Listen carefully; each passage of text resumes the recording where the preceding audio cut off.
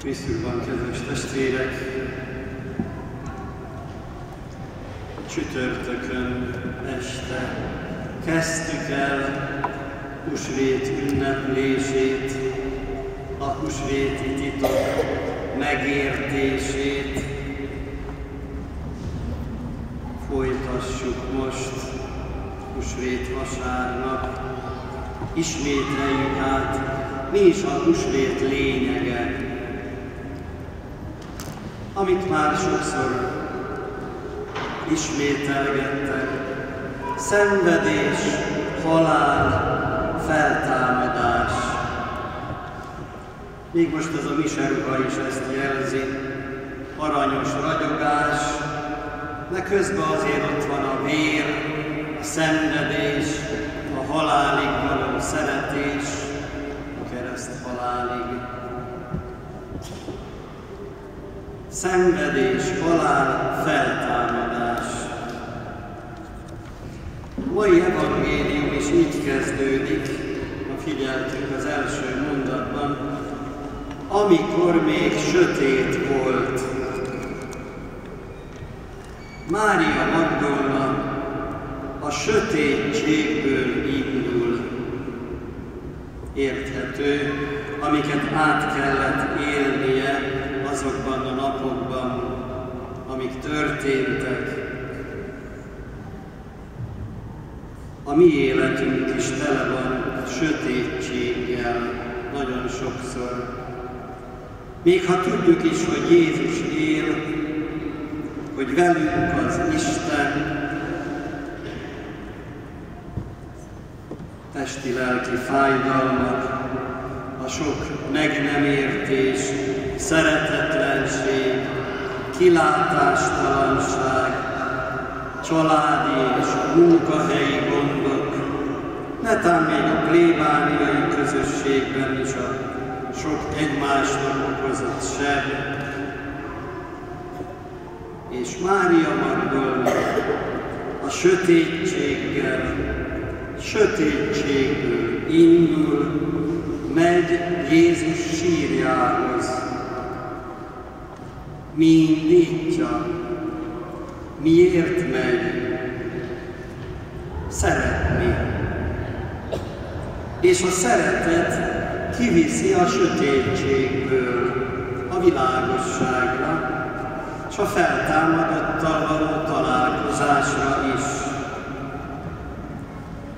Aztán megy tovább az apostolokhoz, viszi a hírt, és ez indítja Pétert, Jánost, aztán az egész világot. A sír üres, a leplek még ott, és indul a feltámadottal való találkozások sorozata egészen napjainkig, melyeket már mi is sokszor átélhettünk és átélünk. A sötétségből a világosságra, a sötétségből, a szenvedésekből, a kilátástalanságokból a feltámadottal való találkozásokig. Csak el kell indulni, és a csodák történnek. Az elmúlt napokban is nagyon sok csodáról hallottunk. Nem is tudnám felsorolni, annyi történt, csak itt közöttünk is. Már ma reggel is jött oda hozzám valaki. Hát, hogy Atya, csoda történt. 2 évig kínlódtam, haragba voltam valakivel, és végre sikerült kibékülni. De buta voltam, idáig halogattam. Kínlódott, szenvedett, nem volt boldog, hogy ő most haragban van valakivel. 2 év kellett, hogy rendezzék a kapcsolatot egymás között. És ezzel jött, hogy Atya, csoda történt. Ő ezt így éli meg. Jónások 40-50 év után szánta rá magát valaki, vagy éppen házasságrendezés, egyházi házasság, 40 akárhány év után mégiscsak egyházi házasságot is kössünk. Aztán ugye most jelentette be egy fiatalember. Úgy döntött, hogy pap lesz. Bemutatkozott itt csütörtök este. Itt ül szerényen most is köztünk. Vagy még itt a maradványai, még nincs is a keresztelők útnak rátéve a teteje. Itt tegnap este egy 30 éves ifjú férj keresztelkedett. Aztán első áldozások voltak. Mennyi csoda! Halálból az életre. Születnek meg emberekben Isten kegyelméből a csodák, az átalakulások. Estig lehetne sorolni, vagy éppen most kihívni a mikrofonhoz embereket, hogy ki mesélje el, hogy mit élt át. Egyet azért meg is hallgathatunk, hogy ne csak én beszéljek, hihetőbb legyen. Kriszti is úgy jött oda hozzám, hogy hát csodák történtek. Én most állást keresek, és nagyon nehéz az a helyzet számomra, mert hetek óta semmilyen visszajelzést nem kaptam.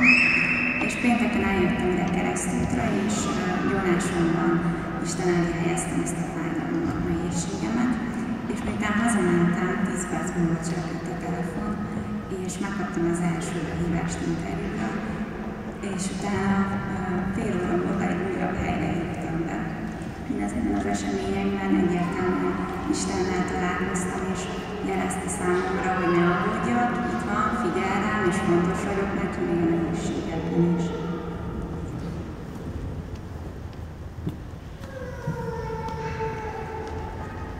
Most, ahogy mondja, hogy is történt.